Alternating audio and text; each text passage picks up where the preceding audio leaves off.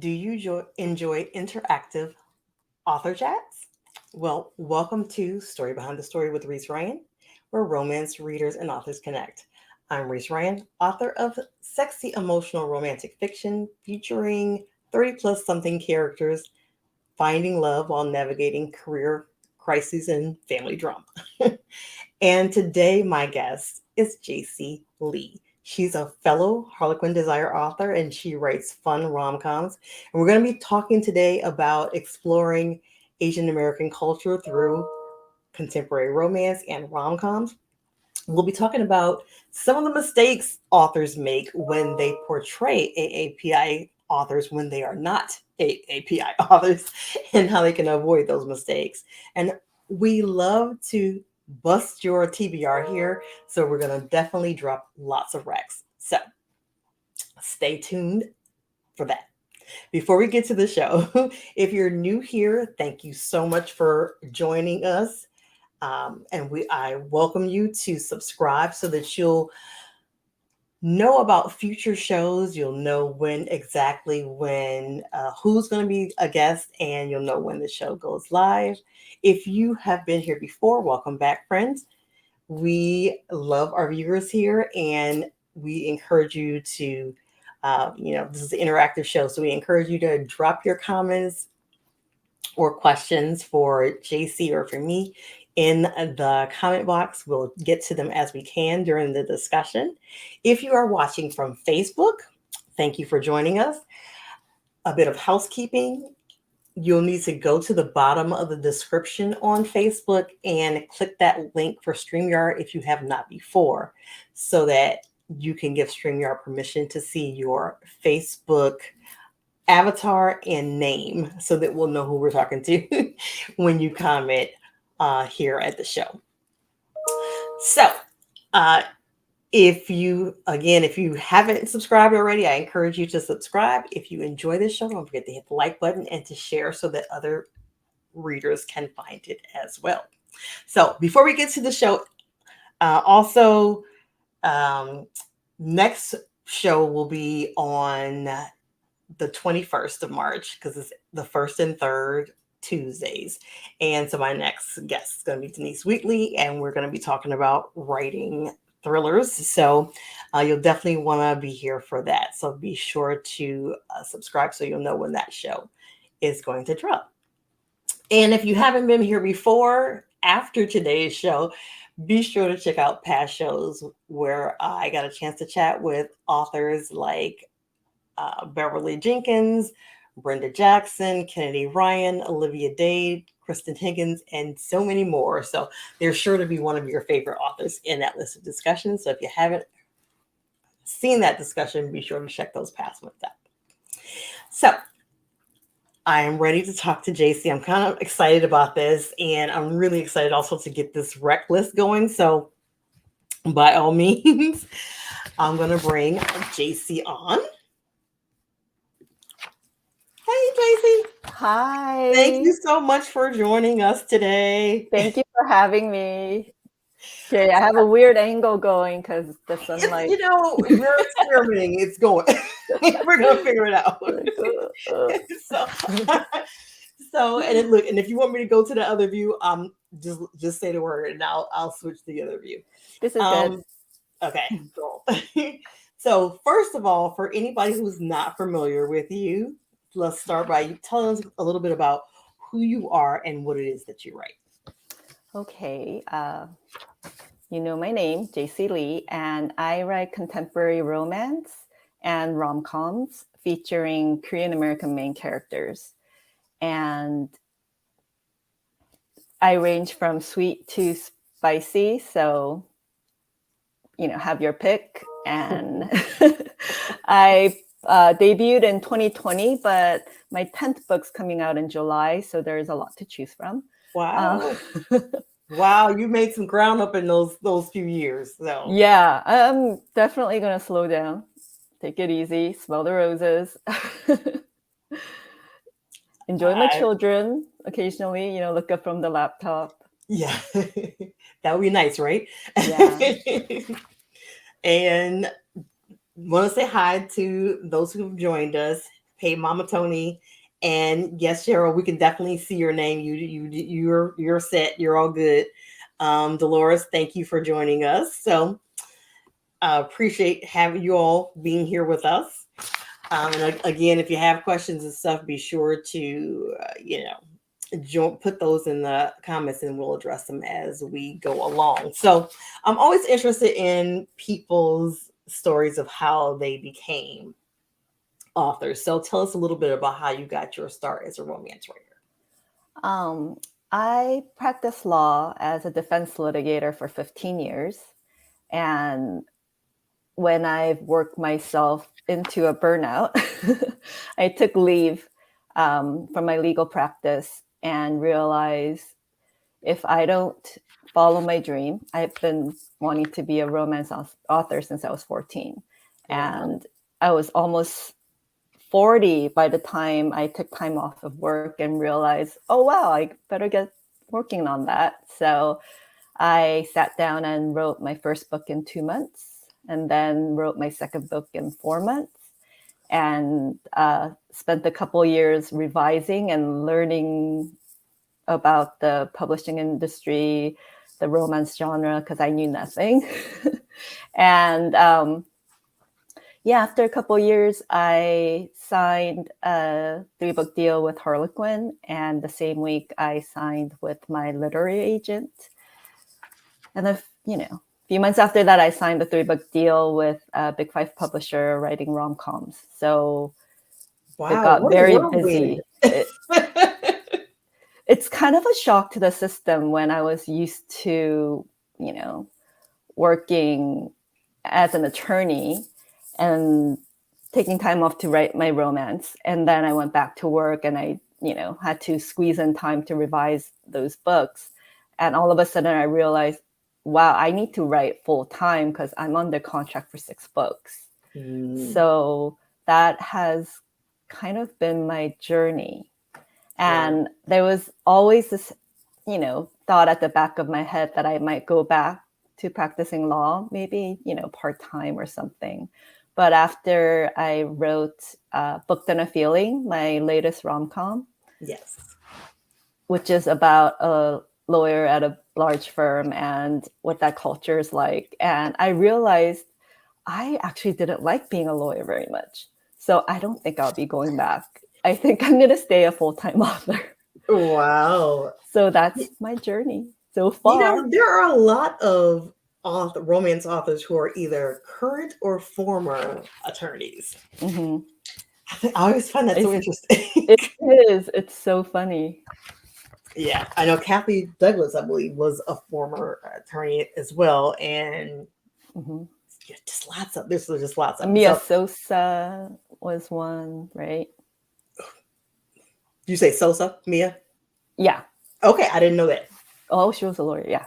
Yeah. Wow. Wow. Okay, so in your contemporary romance, you have the Heirs of Hansel series and the Hannah Trio series. So give us a brief overview of each of those series. Okay. So those are my 2 Harlequin Desire series. And the Heirs of Hansel is about this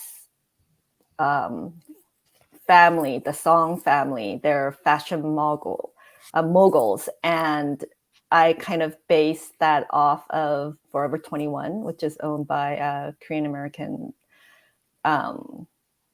business people. And I thought it'll be fun to kind of delve into that uber successful Korean American culture, mostly from imagination. I didn't know that part about the Forever 21. Yeah. Wow, okay. They're Korean American, and I think they started out in LA, which is where I live. So the Heirs of Hansel is based in LA.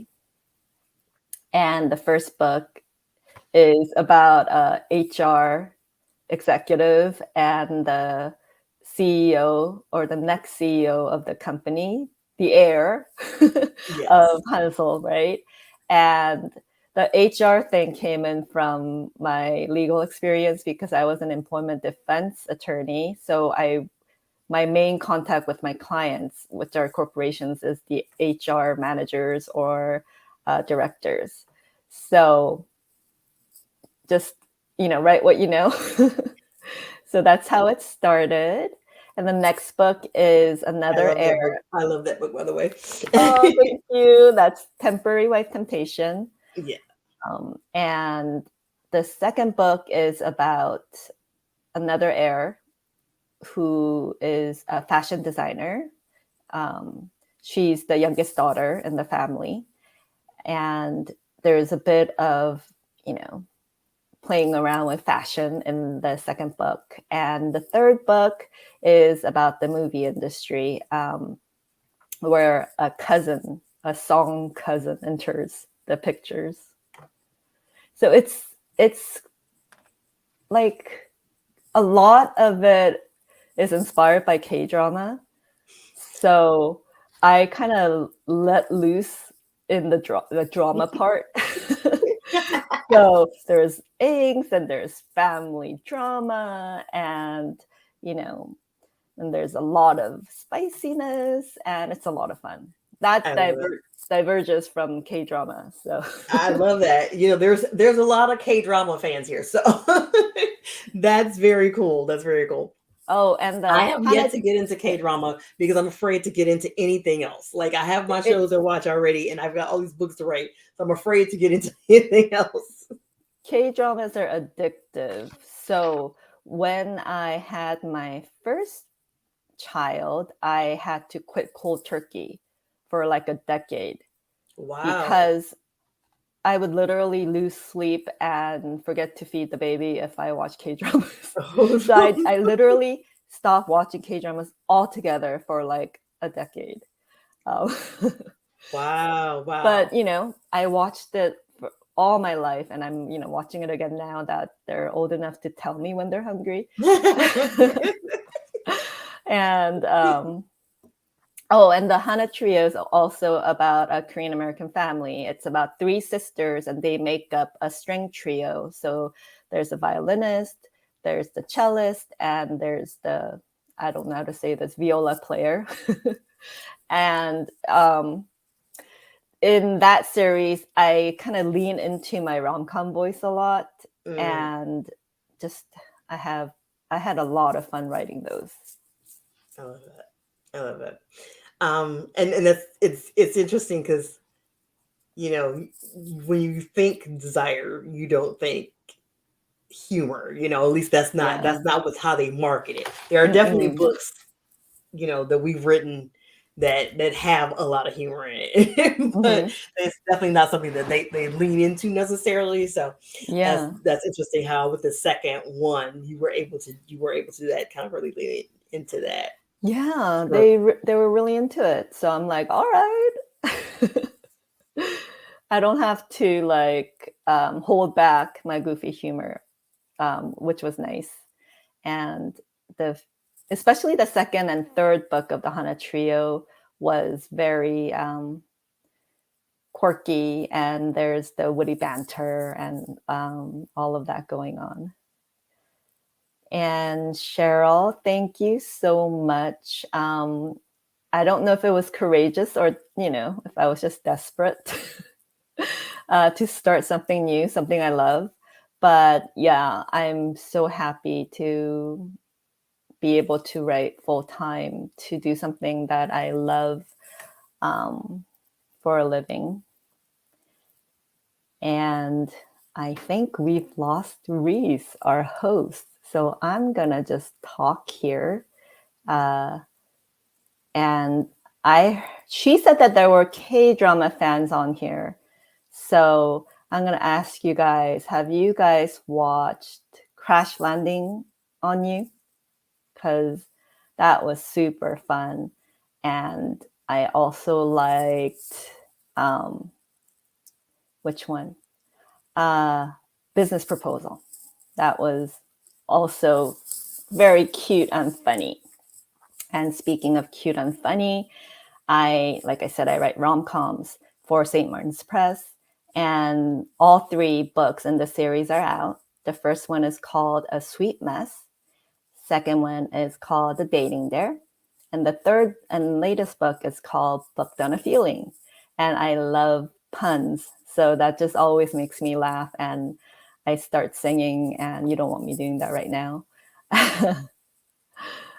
Oh, hi, Pat. You like Crash Landing on You? Me too.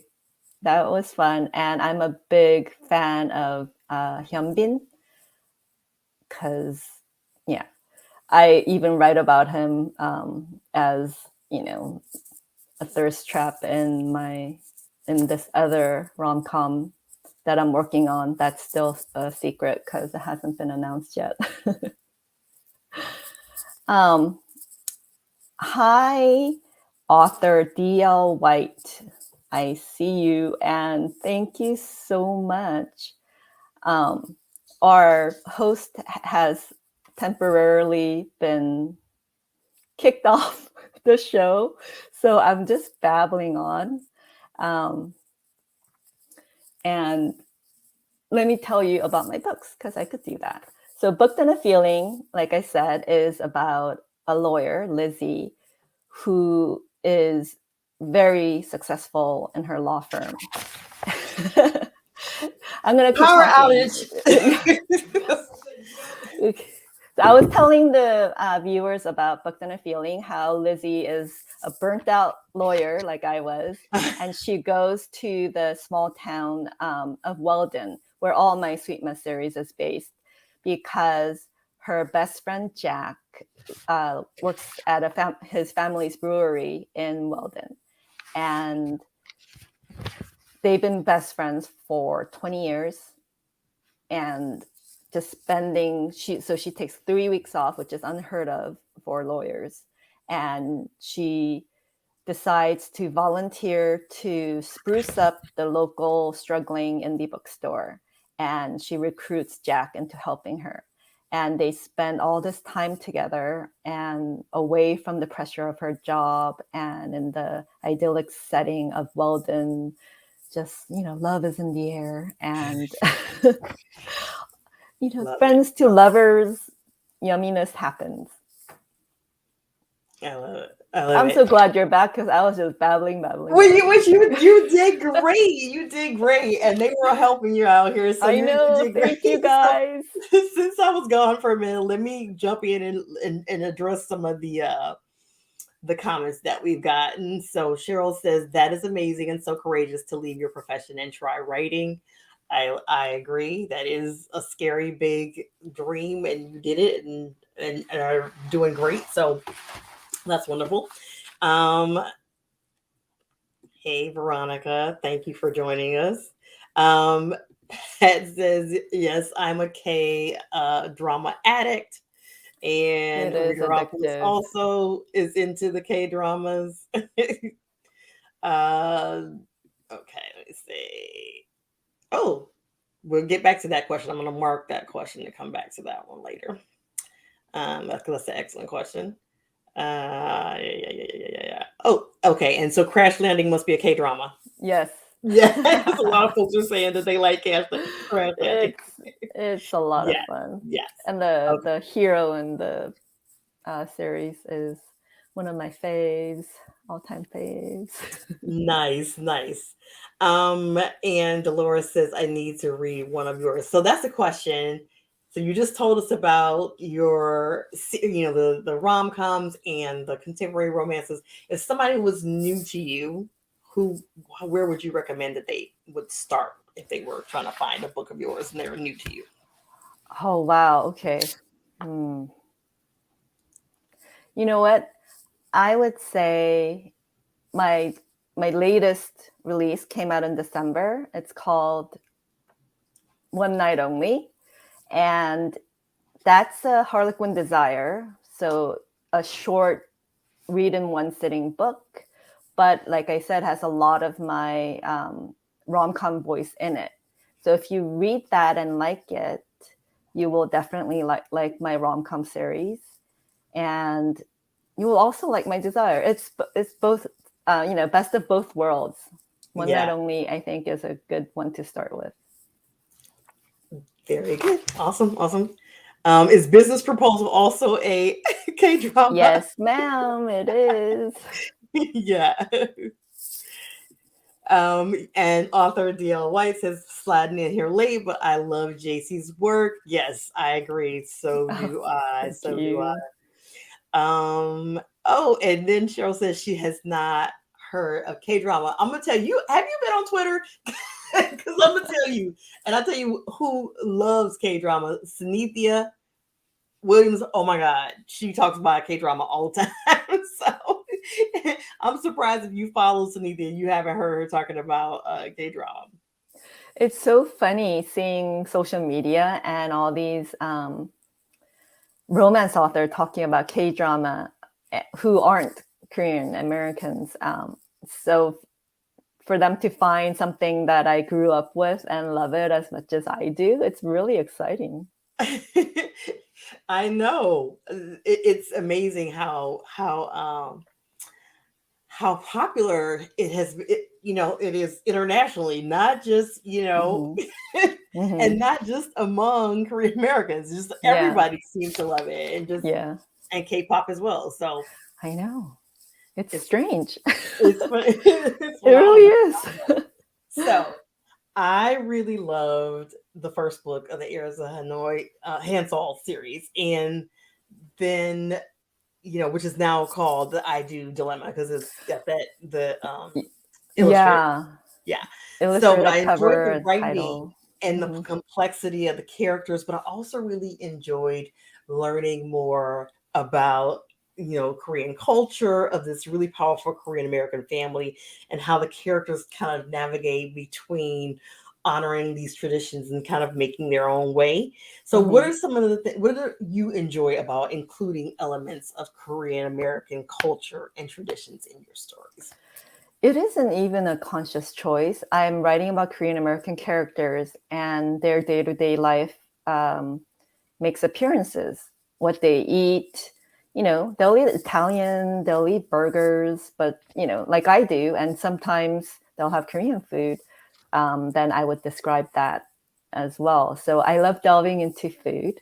I am a foodie and I love describing my food. And one of my favorite compliments about my books is that it makes people hungry. Yes, yes. So that's a Love lot that. of fun. And, growing up as a Korean American, it was kind of funny for me, or not funny, interesting to see the differences, of my life and my parents' life and the different values Mm, that kind of, the ones that I accept, the ones that I not necessarily reject, but don't follow as stringently. So I discuss things like that in my books, as well as different turns of phrases and idioms, and I, translate them into English. You know, with the characters thinking about certain things. My mom would always say this, and it's funny. I enjoy it. and that kind of slides right into my next question is like, what do you find challenging about introducing elements of Korean culture into stories that are marketed primarily to readers who aren't necessarily familiar with the cultures and traditions of your characters? Because and just throw this out here, because some, like you were just saying earlier, it's not necessarily even a conscious choice, right? A lot of the things Hmm. you're just writing about people who grew up like you did, in Hmm. a kind of situation that you did, so it's not even conscious. But it's amazing to me, like I got this review, and like overall it was a fantastic review, right? But it blew my mind, kind of how the person was talking about they had, don't normally read African American books, and the lingo goes over their heads, and I'm like what lingo did I use that went over your head? That was the first thing I'm thinking, and the second thing I'm thinking is like, also Google is your friend.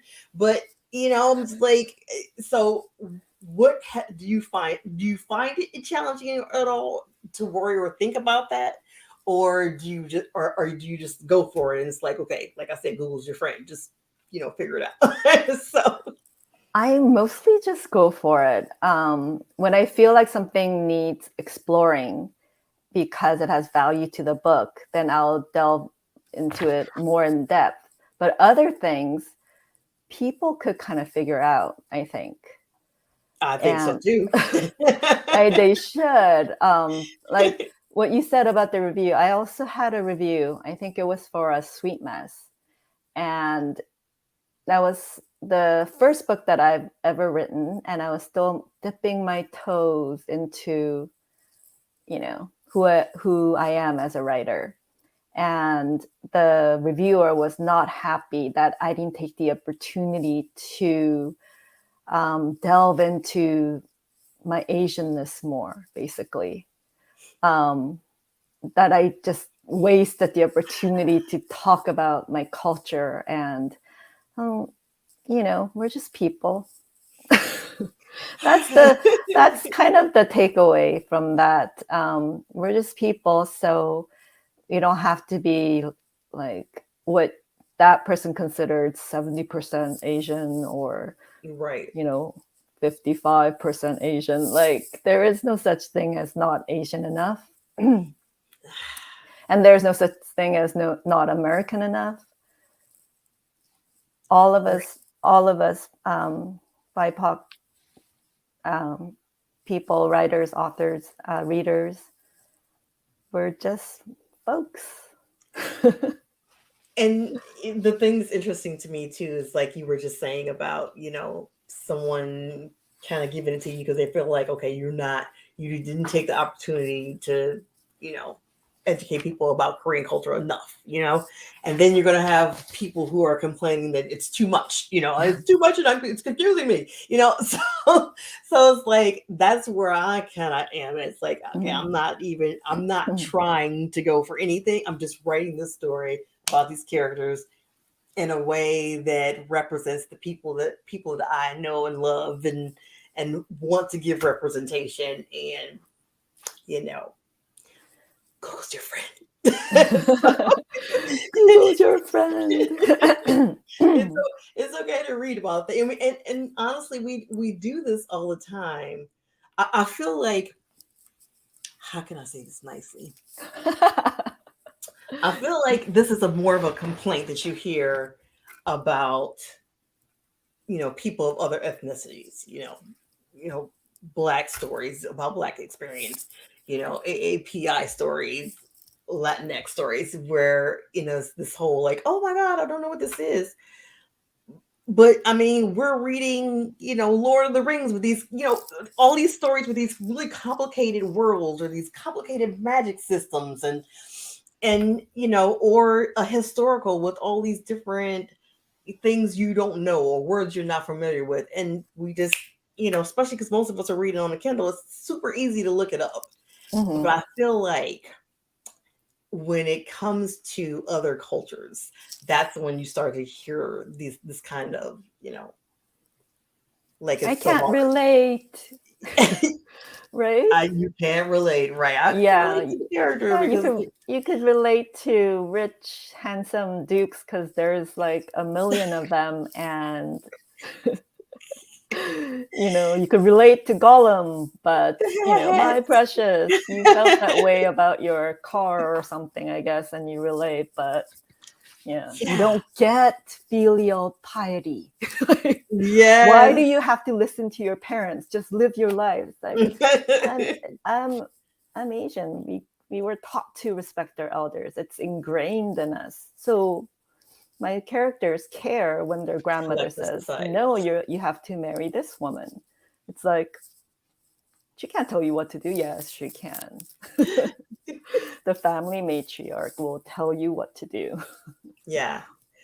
I've been enjoying because it is easy when you're from an individualistic society Mm-hmm. instead of a collective society to have that kind of thinking. And I definitely had that when I was younger. I'm like, I don't get it. But that's one of the reasons it's so good to reach out and to explore and to expand your mind Mm-hmm. and to read other things about other cultures and stuff to learn You know, Yeah, I would think it's interesting. it You is, know, it's it's fun. fascinating, but it also Yeah. helps you get a better understanding and more empathy. Yes. Yeah, And contemporary romance and rom-coms are very approachable. We're not trying to be didactic and teaching you Taoism or something, you know? It's not philosophy. It's not rocket science. It's just about people falling in love and how their upbringing affected their way of thinking and their current lives. So I don't think people should be intimidated by any of the differences that are introduced because you could relate through the similarities, which is the main focus of my books. right. And I think I feel that I definitely felt that. Like there's these definitely all these elements that are universal, Mm-hmm. Mm-hmm. trying to live up to family expectations or Mm-hmm. sibling rivalries or, not wanting to disappoint, people who are counting Mm-hmm. on you. Mm-hmm. Those are universal things that, many of us can understand and relate to. Mm-hmm. So it definitely makes it clear that there's those similarities, and again helps you to have a fuller understanding of the world and the people around you and have more empathy for other people as Mm-hmm. well. Yes. So Pat asked a question that I was going to ask. I'm going to let her ask, what do you suggest is written in error regarding AAPI characters? So what are some of the mistakes that you find frequently when non-AAPI authors are conveying characters who are from AAPI backgrounds? Um, so looking at books as well as TV and Mm, film, API characters and actors are usually sidekicks. Um, and what I want to do is show that they could be, and they are, main characters as well. And I think you have to kind of lean back from what the media and, film and TV has kind of conditioned you to believe, that Asian women are either dragon ladies or exotic geishas or, just sex objects. It's it goes beyond that, and you have to look at the people and the culture instead of truly from own voices, authors, and those around you who are from that culture. I think is a better reflection of who we really are, rather than all the stereotyping done in TV and film and books. You know, like yeah. not every Asian is good at math. I am horrible at math. Um, I will not, you know, I will not disown my children if they get a B. And I think a lot of that's just kind of involved in describing Asian Americans from a non-Asian American perspective. I think it's just a continued iteration of the stereotypes that's been embedded in our culture. And it's about stepping away from that. That's what's important. Yeah. I love that. I love that. Yeah, and what you were saying about, them always being considered a side character with these same kind of similar qualities and stuff. And now we're starting to see more, or you're starting to see some characters who are stepping into the leads. Mm-hmm. And, you know, I'm loving that. I'm Mm-hmm. loving that we're starting to see more of this variety. But Yes. and it's easy. I can see how it would be easy for a person to lean into these stereotypes because they're so prolific. But Yeah. if you're gonna write other characters outside of your experience, you gotta put some time and effort into it. Don't do it if you're not gonna do it right, right? Yeah, and you have to approach it with respect instead of, oh, I'm going to have fun with this culture. You know, Korean culture seems popular right now, so I'm going to throw in, some other things I think is people sometimes just write basically a white character, but give them an Asian name. That right there. That right there. I had a discussion with an editor one time when I'm like, okay, I mean, are we trying to make these just like regular, mainstream white characters and make them brown? Because I'm not doing that. Yeah, it doesn't make sense. Yes. I think diversity isn't just adding a name or casting, a BIPOC actor for a role that has no references to their cultural background. And they're like, yay, diversity achieved. It's like, no, that's the whole colorblind lingo. They're all white. Basically, colorblind means they're all going to act like they're white. And that is the right way to act. And that is, I disagree respectfully. Yes. Yeah. So I'm going to stop real quick. Veronica says, Jayci, I love the Hannah series. Thank you, Veronica. And your name is so familiar. I think you follow me on Facebook. And I kind of remember what her icon on Facebook looks like. Yeah. I always think about people's icons. And so thank you. I love her desires too. They're so good. So Thank you. Thank you so much. Good. Let me see. Okay. So, and Cheryl says, I love reading about other cultures. I can't wait to read your books and try out K-drama. If you get hooked, look, we done warned you. so, in case you get hooked, we done warned you. Lucille says K-drama suck you in. It's hard to watch in moderation and get any sleep. Yeah, that's the trouble with K-dramas.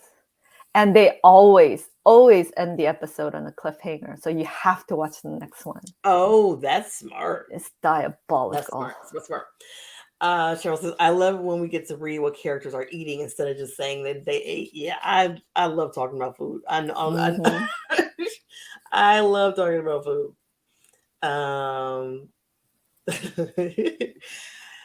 Deal says, oh my God, not could you make this more Asian? Yeah, it's just like there's always right. It's either always could you make it more or it's not enough, Oh, okay. So I'm gonna get back to that one. I'm gonna mark that question. That's a good question. Okay, and then that's a good one. I'll come back to that as well. Okay, so I want to make sure. Oh, okay. Dolores Lee has a good question, and that's fair. Dolores Lee says, "What is AAPI?" Asian American Pacific Islanders. So you probably have seen it before. Which month is it? I can't remember. Me neither. Sorry. I can't. I want to say it's May. It's like AAPI month, I believe. Every day is AAPI day. Yeah. Just like every day is Black History Month. Yeah, I think that is the month, but yes, that's what it stands for.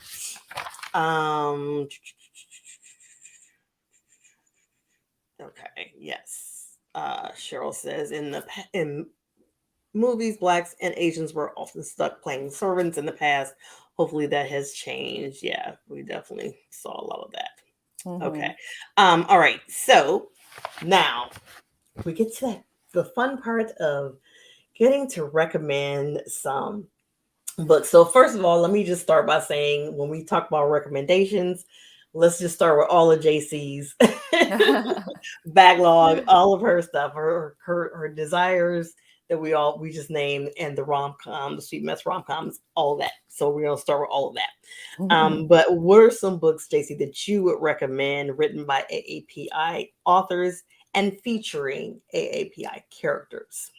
I think that's a good point too. Some AAPA authors have had to write, I think, or felt pressure to write white characters. And I think it's really recently that we're able to write our own stories. And I actually had a list of books to recommend, and I, of course, forgot it, left it somewhere. I got you. But I have off the top of my head some really good Asian American authors debuted this year for rom-coms, and that is Lisa Lin with The Year of Cecily. That was a fun one. And I think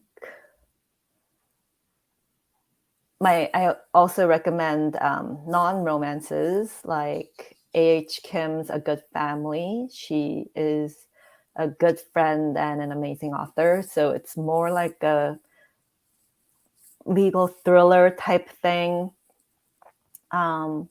mystery.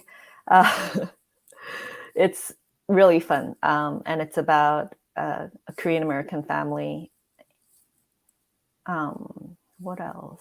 And like I said, I got you. So as soon as you stop, I'm ready. And I've got I have one more. Jennifer Chow, she writes cozy mysteries. So Mimi Gets a Clue was a fun read for me. And I haven't gotten the chance to read her Night Market series, but Death by Bubble Tea is, I think, is a huge success. So you guys should check that out. Nice. All right. I'm going to start with one of my absolute favorite reads, period. In the last couple of years for sure. And that's The Kiss Quotient. Oh, yeah. By Helen Wong. Oh my God. I love this book so hard. This one is, it's a rom-com, first of all, but it's like Pretty Woman, but in reverse. Mm-hmm. So she hires him and he's the sex worker, but it's so good. I love this book so much. It's hands down one of my favorite books, period. It is. Another amazing writer is Sonali Dev. Yes. Fantastic. Of course. This is one of her books that I own, but she has a bunch like Pride, Prejudice, and Other Flavors. That one is so good. The newer one that she's done with Mindy Kaling. The Vibrant Years. The name of that one. I think it's called The Vibrant Years. Yes, The Vibrant Years. That one I really want to read that one because it's like generations of yes, Paula, right?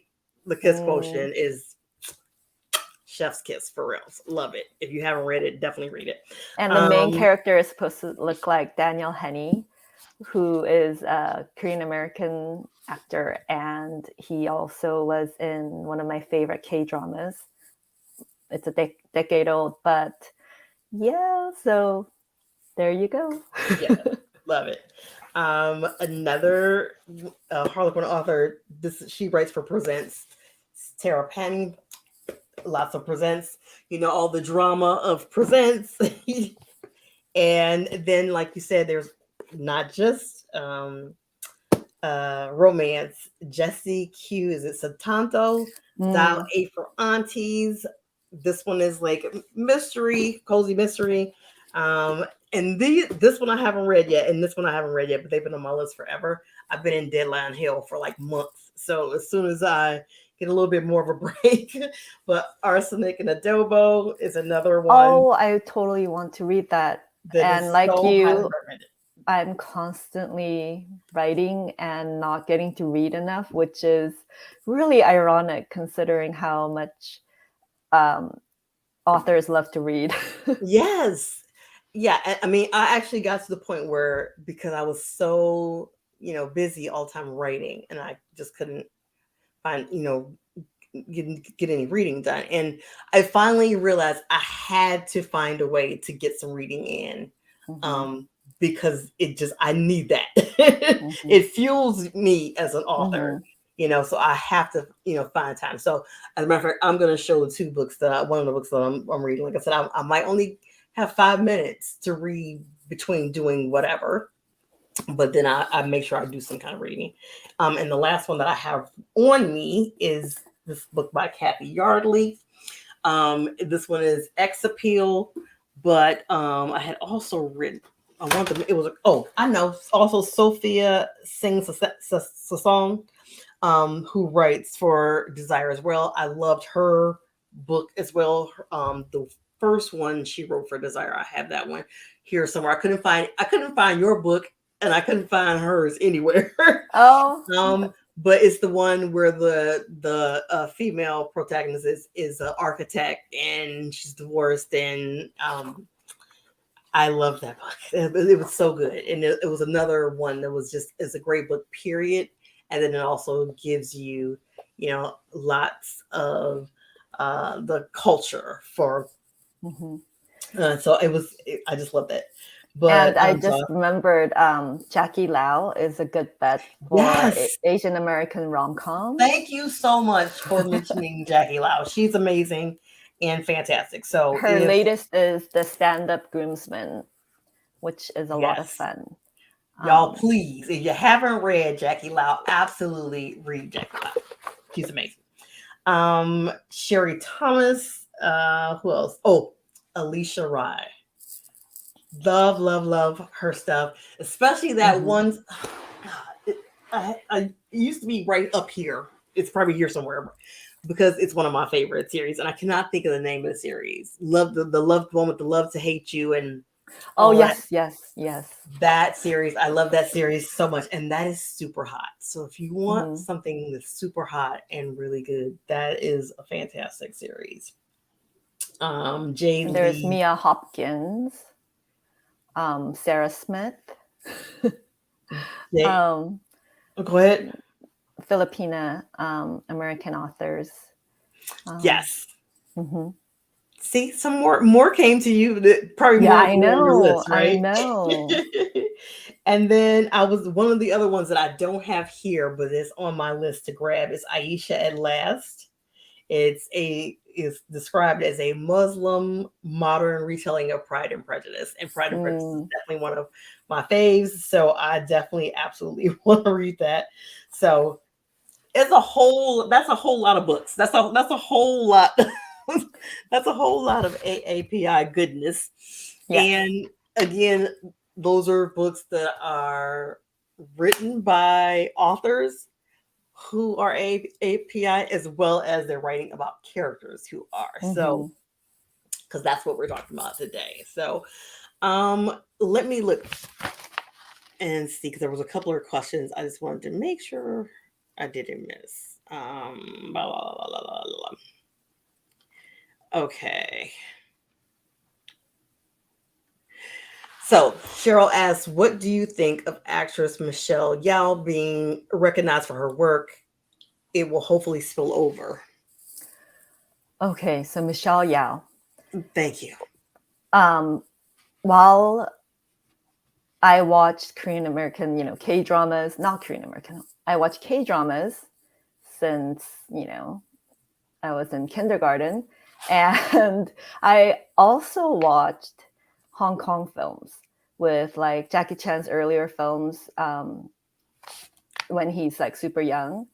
And he's the one who discovered Michelle Yeoh. So she was in this series called Police Story, where she's a female cop. And she is so badass and awesome. So I've loved her for 30 plus years. So to see her win all those awards and get all that recognition is just amazing. I can't get over it. Every single post that shows her holding that award, I'm just like, I read every single one of them. Yeah, she's been an amazing character actress for many years too. So I'm just like, yeah, I'm loving that. I'm so loving that. And I hope there's spillover. I hope there are more Asian American actors and actresses that show up in Hollywood.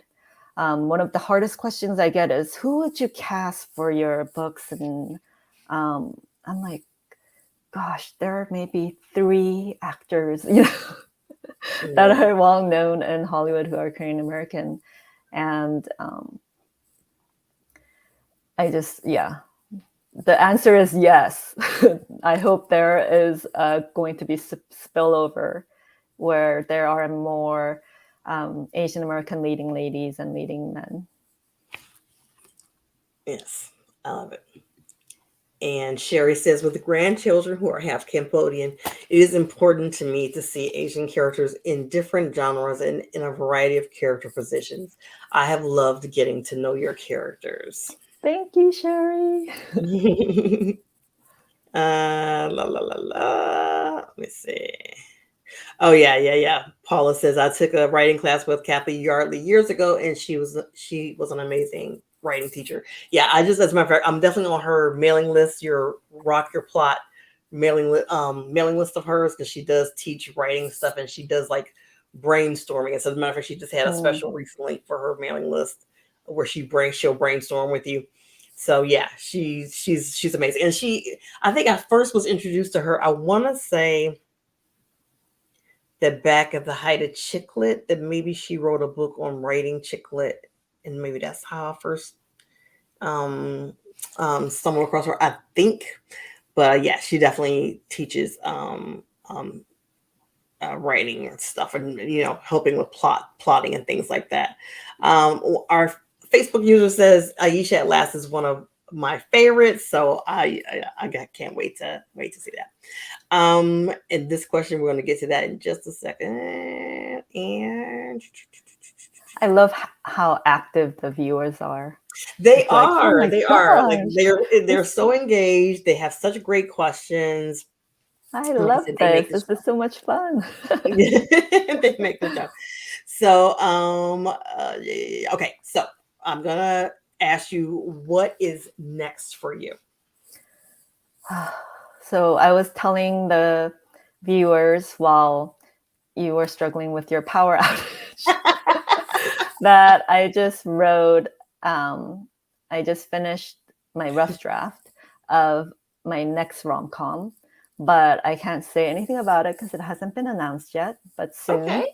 I like it. So there's that. And there's Exciting another news. secret project that I also can't talk about. But basically, there will be Korean American characters in both books, and there will be romance in both books. Love it. And I just, I can't say which genre. The other one's in subgenre, but there will be romance, and there will be Korean Americans. This is why everybody needs to get on your mailing list. So not only go to your, because we're going to get to that next about how people can connect with you, but you need to get on our mailing list so that, and that's something I encourage readers all the time. If you connect with an author and you like them, and, maybe you read a particular line all the time, like, a Harlequin category line or whatever. This industry is changing so quickly. The sand is shifting underneath people's feet.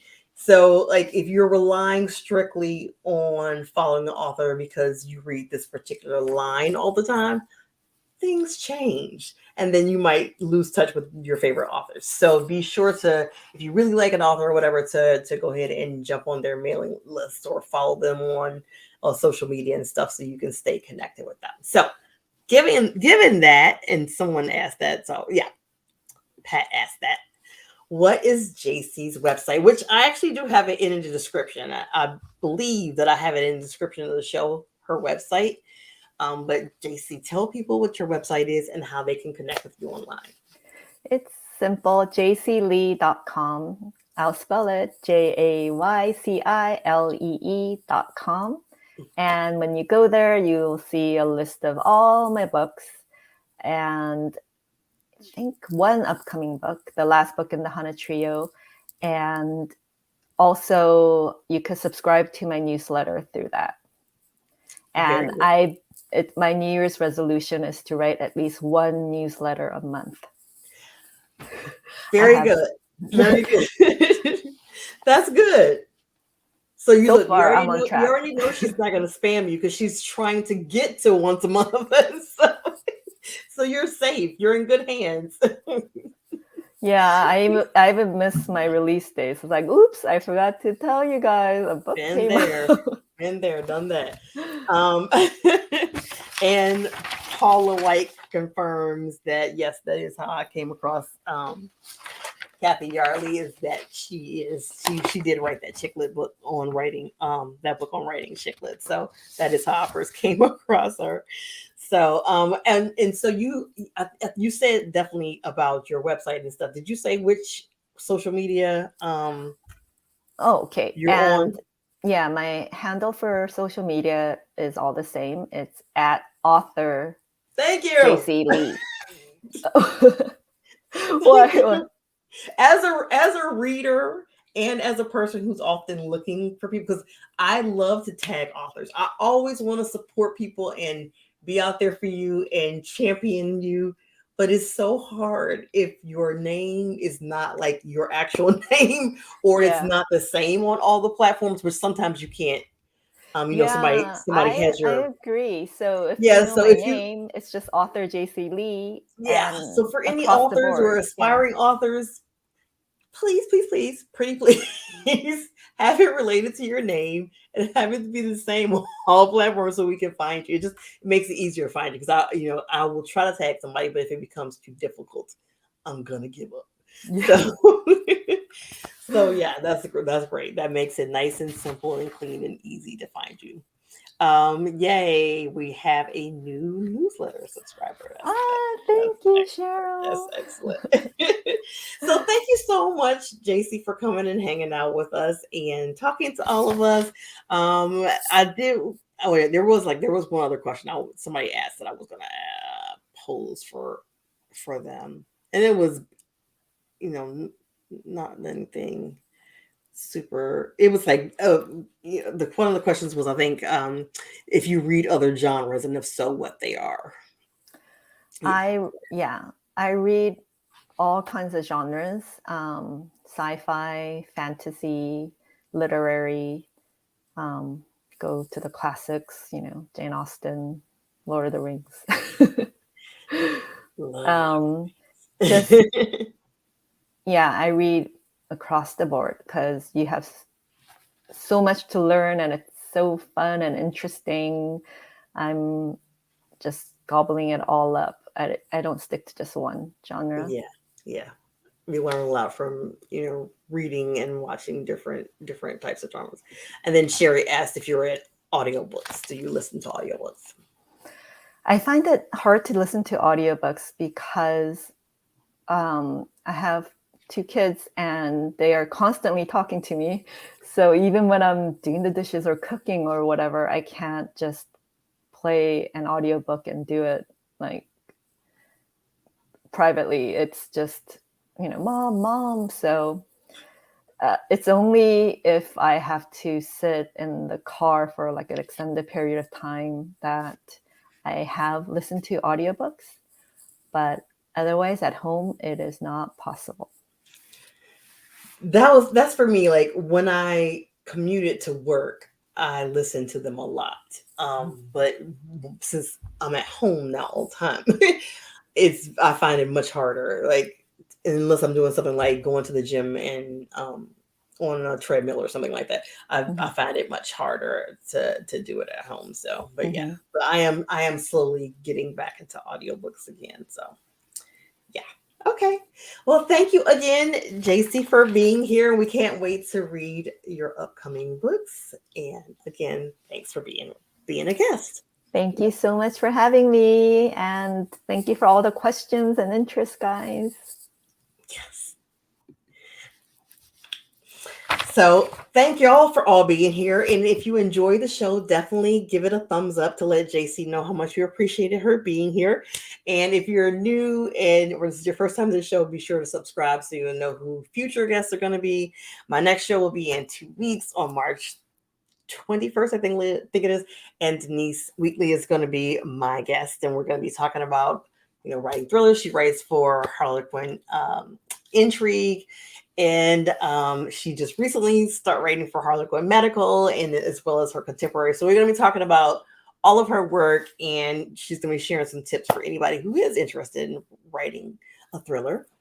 So so definitely do that. And so like I said, subscribe to the show so you'll know, and hit the like button and be sure to share the show so that other readers can find this conversation as well. And if you're late to the show and you didn't get a chance to ask a question or whatever, you can post your questions in the comments, and hopefully Jayci will get a chance to maybe answer them later, or I'll look at them and answer them whatever I can later. So thank you so much for being here with us. I hope to see you for the next show in 2 weeks when we talk about high stakes thrillers and procedurals with Denise Wheatley. And if you love Author Chats, on Wednesday, Shay Baby from Brown Book Series does author chats as well, and she often does fun giveaways too. So you'll see, look, if you're on my YouTube page, she's one of my recommended channels, so definitely check her out too. So I look forward to seeing you next time. Thank you so much for joining us. Take care.